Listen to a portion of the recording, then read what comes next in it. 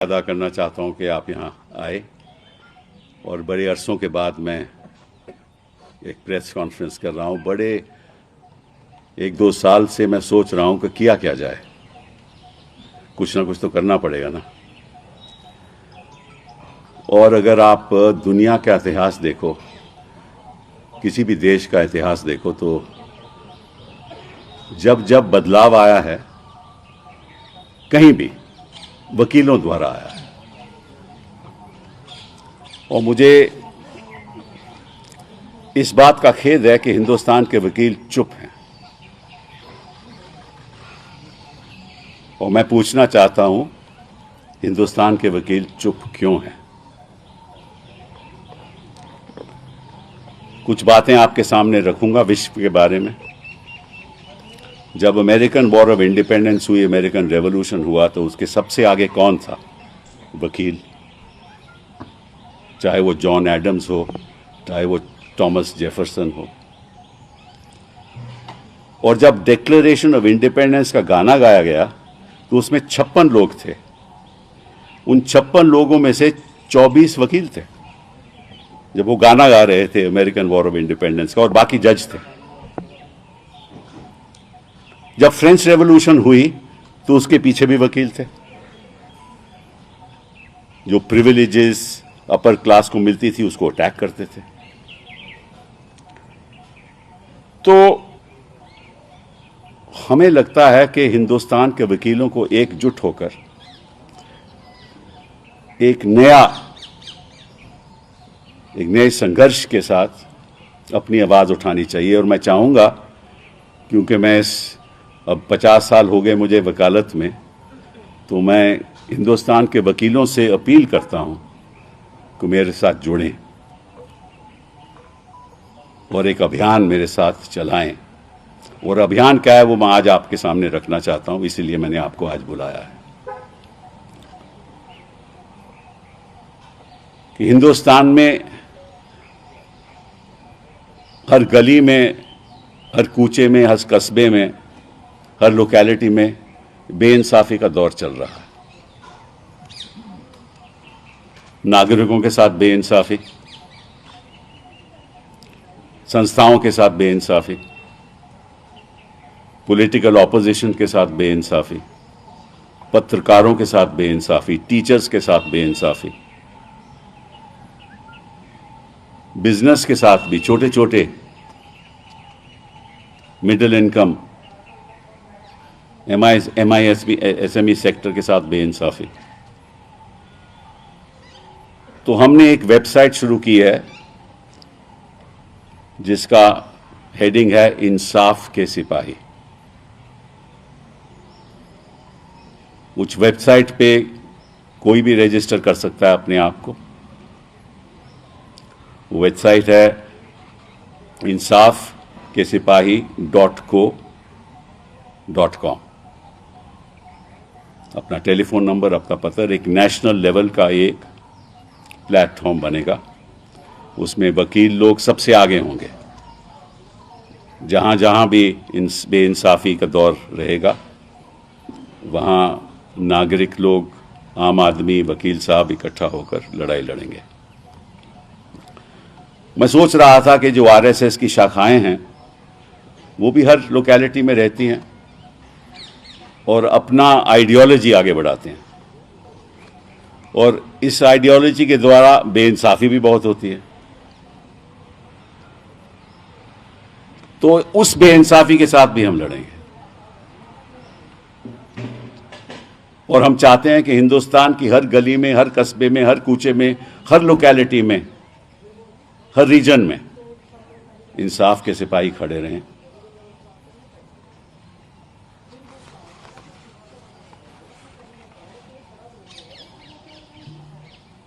जब ये हमारा संविधान बना था तो आपको मालूम है कि in the constitution, in the preamble, it is written that the people of India have solemnly affirmed to constitute India into a sovereign, socialist, secular, democratic Republic. अब सॉवरेनिटी तो हम हिंदुस्तान के साथ हैं, हमेशा रहेंगे। सोशलिस्ट, मुझे नहीं लगता कि उस रास्ते पे हम जा रहे हैं।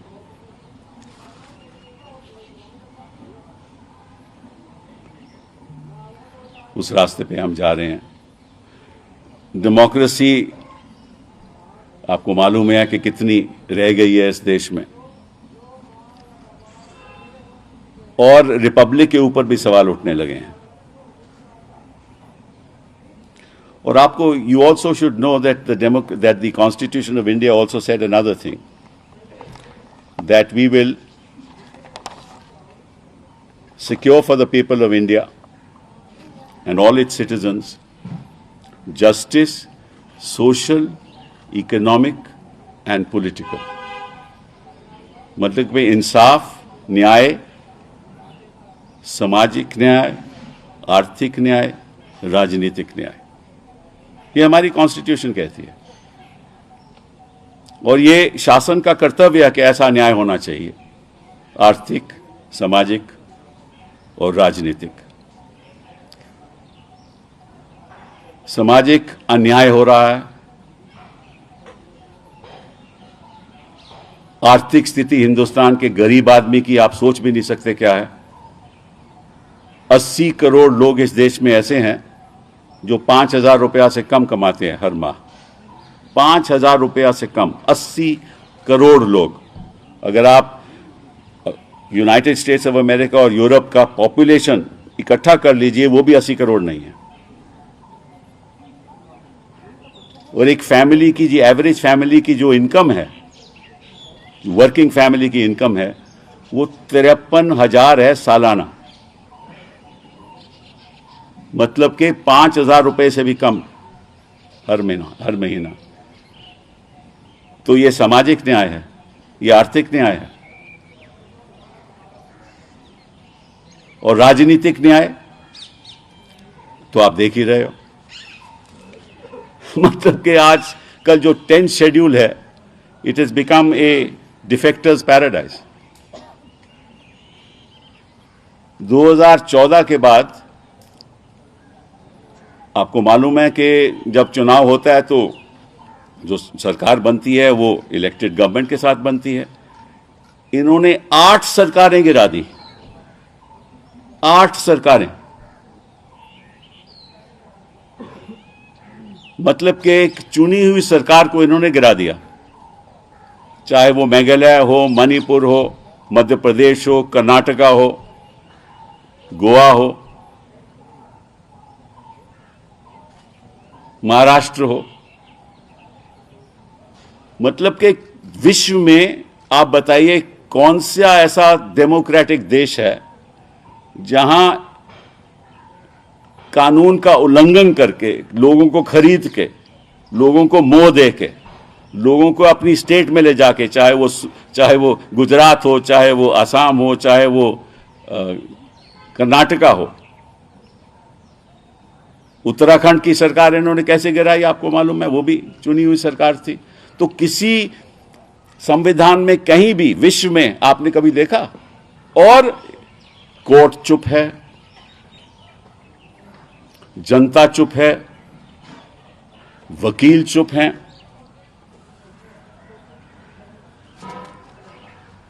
ये राजनीतिक अन्याय है।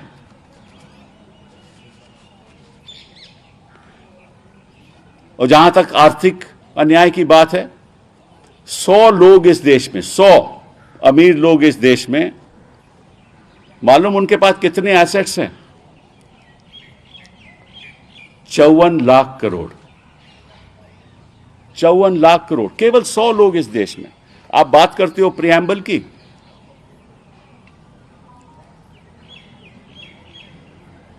Economic justice, social justice.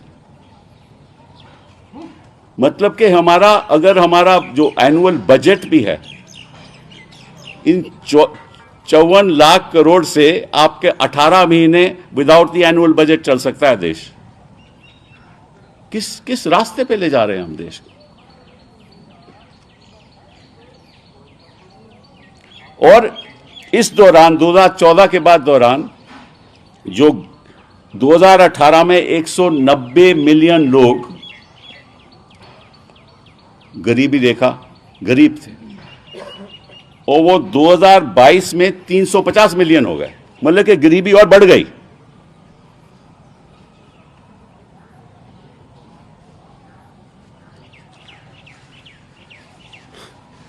और ये हो क्यों रहा है?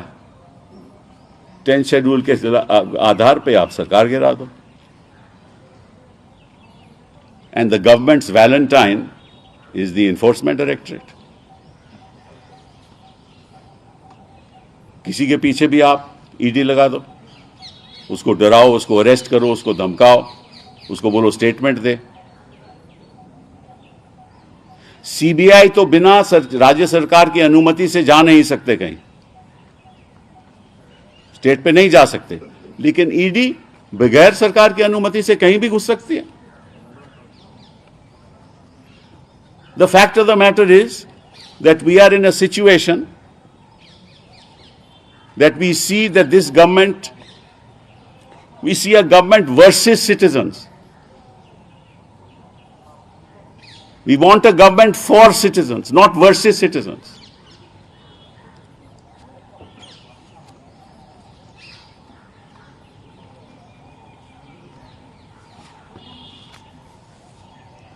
मतलब कि आपको एक आंकड़ा देता हूं, आप हैरान रहोगे कि 121 लोगों के खिलाफ ईडी को, इंपॉर्टेंट पॉलिटिशियंस जो हैं हिंदुस्तान में, 121 लोगों के खिलाफ ईडी गई, उसमें से 115 बिलोंग टू द ऑपोजिशन। आपने आज तक सुना है कि कोई बीजेपी की सरकार, अभी कर्नाटका में 6 करोड़ का मामला हुआ ना, वहां ईडी गई, पहुंची वहां ईडी। अगर किसी कांग्रेस सरकार की वहां होती तो ईडी भी पहुंच जाती, वहां कार्रवाई भी शुरू हो जाती, सीबीआई भी पहुंच जाती, सब लोग पहुंच जाते। किसी बीजेपी की सरकार में किसी के मंत्री के खिलाफ आज तक ईडी ने कोई कदम उठाया है? नहीं उठाया, क्योंकि अपना बचाव करेंगे और पॉलिटिकल ऑपोजिशन को खत्म करने की तैयारी करेंगे। और जो भी लोग ईडी में फंसे हुए थे और इनके पक्ष में आ गए, बीजेपी में शामिल हो गए, वो केस भी खत्म कर दिए।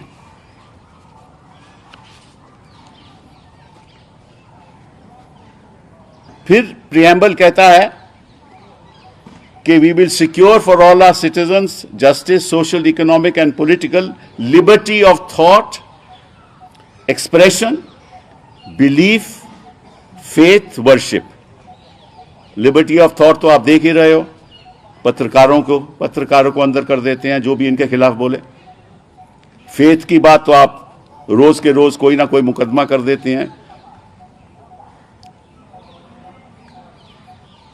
जिस किस्म का हेट स्पीच चालू हो रही है आप जानते हो। Then equality of status of opportunity, मतलब कि जितने क्राइम्स दलितों के खिलाफ बढ़ रहे हैं, जितनी गति से बढ़ रहे हैं, पहले तो कभी इतिहास में हुआ नहीं। And fraternity assuring the dignity of the individual, ये बहुत एक अहम बात मैं आपसे बोलने जा रहा हूं। Assuring the dignity of the individual, मतलब कि एक नागरिक की डिग्निटी को अश्योर करना है, उसके धर्म के आधार पे नहीं, उसके विचारों के आधार पे नहीं। प्रियम्बल ऑफ द कॉन्स्टिट्यूशन कहता है कि सबसे पहले आप हिंदुस्तान के नागरिक हो, उसके बाद आपका धर्म क्या है, आपकी जाति क्या है, आपके विचार क्या हैं, आपकी सोच क्या है। हमारा संविधान कहता है, यहां शुरुआत होती है कि आपका धर्म क्या है, आप किस जाति के हो। ये भूल गए कि वो नागरिक हैं। नागरिकों की सुरक्षा करना संविधान कहता है कि शासन का कर्तव्य है, लेकिन उसी नागरिक के खिलाफ ये मुहिम चलाते हैं। किस आधार पे? तू किस धर्म का है, तू किस जाति का है। और जिस तरह से हिंसा का दौर इस देश में बढ़ रहा है, मैं समझता हूं कि जब तक हमारे इंसाफ के सिपाही, जब तक हमारे आम आदमी, जब तक the people of this country will not rise up to fight this injustice, I think we are in for very difficult times. It is with great deliberation, बड़ी सोच के साथ मैंने ये फैसला लिया है कि अब वक्त आ गया है कि जनता को जागरूक करने का कि आप हमारे इंसाफ के सिपाही बनिए, और जहाँ जहाँ भी बेइंसाफ़ी हो रही है, चाहे राज्य सरकारों के साथ हो रही हो, चाहे किसी नागरिक के साथ हो रही हो, आप उसकी लड़ाई लड़िए। मैं चाहूँगा कि इस देश में जो भी विपक्ष के चीफ मिनिस्टर हैं वो मेरा साथ दें। मैं चाहूँगा कि जो भी विपक्ष के जो सरकार में नहीं हैं लेकिन नेता हैं वो मेरा साथ दें, और हम एक नेशनल मूवमेंट की शुरुआत करें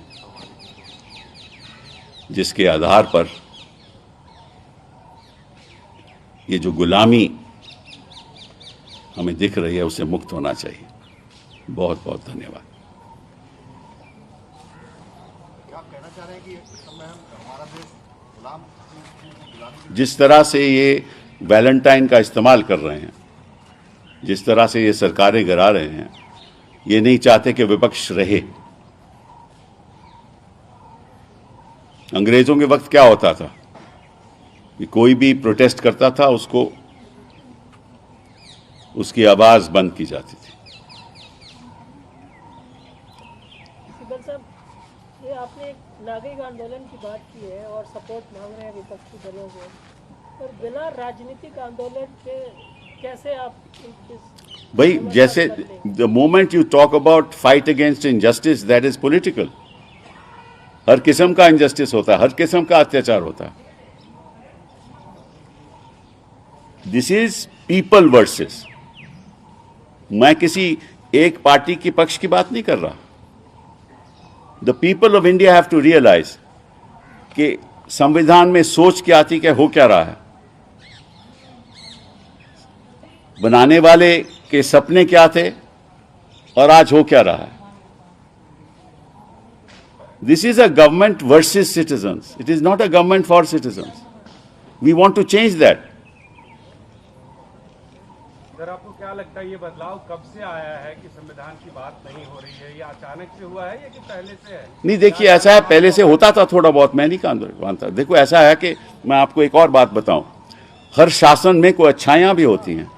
मैं कहूं कि मोदी जी सब काम गलत कर रहे हैं, वो भी सही नहीं है।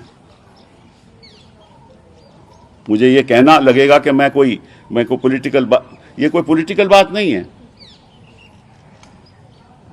डिजिटलाइजेशन सही है, आवास योजना सही है, कई योजनाएं, हम उसके खिलाफ नहीं हैं। लेकिन जहां लोगों की आवाज को बंद किया जा रहा है, जहां बेइंसाफी हो रही है, जिस तरह से बेइंसाफी हो रही है, हम उसके खिलाफ हैं। शासन में सब चीजें बुरी नहीं होती, किसी भी शासन में। तो आपने जो सवाल पूछा, आपने सही पूछा। पहले भी कुछ ना कुछ जरूर होता था, बल्कि उसकी हद हो चुकी है। सर, आपने विपक्षी मुख्यमंत्रियों से, नेताओं से समर्थन मांगा है और एक जन आंदोलन का ऐलान आपने किया है, तो आगे रोडमैप आपका क्या रहेगा? आप कैसे आगे बढ़ने वाले हैं? अभी हम 11 तारीख को जंतर मंतर में एक बड़ा जलसा करेंगे, वहां सभी को बुलाएंगे और कहेंगे कि आप इस मूवमेंट के साथ जुड़िए। और मैं चाहूँगा कि वक्त आने पे राज्य सरकारों के अगर मुझे वो बुलाएंगे तो मैं वहाँ भी जाऊँ। तो एक नेशनल अभियान शुरू होना चाहिए। कौन कौन आएंगे सर 11 तारीख को? कौन किन को आपने न्योता दिया? नहीं, वो न्योता देंगे ना, न्योता देंगे। Sir, there is a lot of disunity in opposition ranks. So you've called the opposition parties to join this people's movement. So how do you plan to go about? But I'll talk to all of them as it is. I have now, through you, I am requesting all of them to be part of this, and then we'll take this forward. You see, देश का जो युवा है खास तौर पे, वो त्रस्त है, उसको पता ही नहीं। मतलब कि अगर पीएन की जॉब हो तो उसमें पीएचडी के लोग अप्लाई कर रहे हैं, एमबीए के लोग अप्लाई कर रहे हैं, ड्राइवर की जॉब के लिए एमबीए इंजीनियर्स के लोग इंजीनियरिंग डिग्री लेकर वो अप्लाई कर रहे हैं। मतलब इतना तो हमने कभी देखा नहीं। मतलब कि जो युवा है वो चाहता है हमें नौकरी मिले, नौकरी है नहीं, प्राइवेट सेक्टर बढ़ नहीं रहा, सरकार के पास नौकरियां हैं नहीं, और हमारी जो पॉपुलेशन है युवाओं की वो बढ़ती जा रही है। तो सरकार की सोच क्या है? कोई सोच है ही नहीं। सिब्बल जी, हाँ बताइए। ऐसे वक्त हम जब देखते हैं कि लोकसभा चुनाव ज़्यादा दूर नहीं है और बिल्कुल बजा हुआ है, पार्टियां अलग अलग समीकरण बना रही हैं, कभी कभी कवायद चलती है, थर्ड पार्टी की कवायद होती है, अलग अलग मोर्चे की बात आती है, अब आप नागरिक मोर्चे की बात कर रहे हैं, तो इसमें कांग्रेस की भूमिका कहाँ देखते हैं आप? कांग्रेस नहीं, हम कहेंगे कांग्रेस भी हमारे साथ आए, इसमें क्या बात है, उसमें क्या बोले। ये तो एक पीपल्स मूवमेंट है, ये कोई मैं कोई पॉलिटिकल पार्टी थोड़ी ना बनाने जा रहा हूँ। लेकिन विपक्ष बिखरा हुआ है, उसमें आएगा ना भैया, अब लोग भी बिखरे हुए हैं, जनता, अब जर्नलिस्ट भी बिखरे हुए हैं, कोई सरकार का पक्ष तो करता है, कोई नहीं करता। इकट्ठा होना चाहिए ना। सर आपके बच्चे भी हैं, वो भी नागरिक होंगे आगे के दिन। सर कई ऐसे दल हैं जो कि न्यूट्रल टाइप से दिखते हैं ना, वो कांग्रेस के साथ या भाजपा के, जैसे बीजेडी हो गया, अकाली दल हो गया, इन दलों को लेकर के आज क्यों नहीं, बिल्कुल बिल्कुल इनसे भी बात करेंगे। देखिए ऐसा न्यूट्रलिटी किस चीज पे है कि वो बीजेपी का समर्थन देंगे नहीं देंगे, वो तो पॉलिटिकल मामला है। हम तो पॉलिटिकल बात ही नहीं कर रहे। हम तो कह रहे हैं कि साहब ऐसा है कि इकट्ठे हो ताकि हमारा देश सॉवरेन भी रहे, लिबर्टी भी कायम रहे, सोशल जस्टिस भी हो, राजनीतिक जस्टिस भी हो, आर्थिक जस्टिस भी हो। ये हमारी सोच है ना, इसमें कौन विरोध कर सकता है? मोदी जी भी विरोध नहीं करेंगे। मोदी जी क्यों विरोध करेंगे? वो भी चाहेंगे ना, ये कह दे मोदी जी कि नहीं हम नहीं चाहते, वो भी चाहेंगे और हमसे सलाह लें, हम उनको बताएंगे। इसमें बुरी बात क्या है? जानते होते तो ये कदम उठाते क्या? लड़ाई तो पॉलिटिकल है, जो आपको लग रहा है पॉलिटिकल, लेकिन आपको लगता है कि आप सबको इकट्ठा करने का एक काम कर सकते हैं विपक्षी पार्टियों से? नहीं, देखिए ऐसा है कि मुझे लगता है कि जो हमारी जो जर्नलिस्ट कम्युनिटी है वो आवाज़ उठाएगी। हम तो चाहते हैं ना, आप भी चाहते होंगे, ठीक है ना। तो ये तो प्रयास करना पड़ेगा ना। हम पूरा मतलब कि जब हमने ऐलान कर दिया तो मैं पूरा अपनी प्रयास करके इसको आगे बढ़ाऊंगा। सर 2024 का चुनाव है, आप कह रहे हैं कुछ चीजें बदलनी है, तो बदलाव तो तभी होगा जब सरकार बदलेगी। हाँ बिल्कुल। और जब सब लोग पूछ भी रहे हैं आपसे, लेकिन शायद भूल रहे हैं कि आपने इसी जगह पे विपक्षी पार्टियों को इकट्ठा भी बहुत जी हाँ, जी सबको हाँ, आप कांग्रेस में। जी हाँ, जी हाँ। अब आप कैसे उन सबको एक प्लेटफॉर्म पे लाके कोई एजेंडा, ये प्लेटफॉर्म आ गया ना। अभी एक वही आपको कह रहा हूँ, उसको कैसे एजेंडे को आगे बढ़ाएंगे आप, क्योंकि सबका पॉलिटिक्स। मैं आपको उदाहरण देता हूँ कि अभी मैंने ये शुरुआत की 11 तारीख को, सभी कुछ राजनीतिक दल के लोग आए हमारे पास, उस जलसे में शामिल हूँ। मैं चीफ मिनिस्टर से जहाँ हैं जहाँ नहीं हैं विपक्षी दलों से कहूँगा कि चलिए महाराष्ट्र चलें, झारखंड चलें, छत्तीसगढ़ चलें, अखिलेश के पास उत्तर प्रदेश चलें, ठीक है ना। वहाँ हम इंसाफ की बात करें, एक नेशनल मूवमेंट चलाएं। देखिए ये देखिए, जब तक देश के आम नागरिक इकट्ठा नहीं होगा, क्योंकि दल तो बटे रहते हैं ना, क्योंकि हर एक का अपना रीजन है, हर एक का अपना स्ट्रॉन्ग पॉइंट है, लेकिन जब तक पीपल इकट्ठा नहीं होंगे एक विचार के साथ, विचारधारा के साथ, और वो मैं आपको 11 तारीख को एक विजन ऑफ इंडिया दूंगा।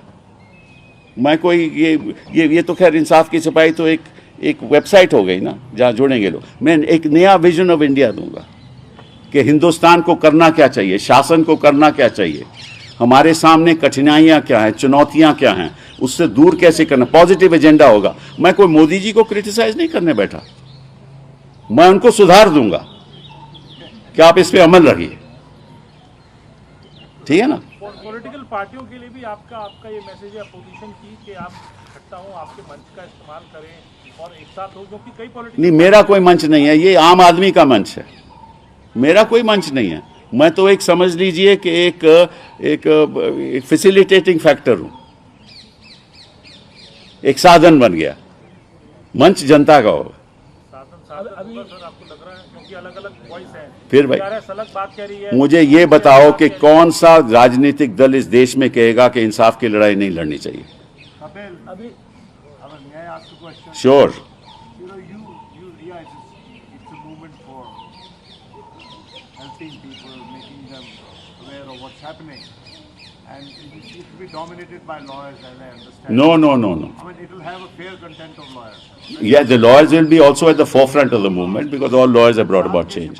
हाँ See, denial of justice is largely on account of lack of access to judicial remedy. Right. For most of the people. right. So, are you also thinking in terms of helping those people through legal acumen, those who are really in need of such a help? A. B. Lately, in recent years, especially after 2014, we have seen certain chronic litigants in the highest court of justice who come up with PILs. Some of them are good, some of them are quite clearly politically motivated. Now, as something which is more creative, would your group or would this Insaf Ke Sipahi would also be approaching courts in order to shake them out of their slumber? As you rightly said, courts are sleeping, and there is a gross violation of Article 10 schedule by way of toppling governments, elected governments. So, I mean, would there be a stream that will be active vis-a-vis seeking judicial remedies, judicial intervention in serious issues? Yeah, see, look, Vinod, I think you are not fully interpreting my intent. Certainly, lawyers will be at the forefront, but the intent is not that. We are at my individual level help people on a daily basis. There are many other lawyers who do that, even in the Mufassil, even in the Tehsil. That will be spread. But I think we need to give a new vision for India, which is not limited to the legal fraternity. What should we do in education?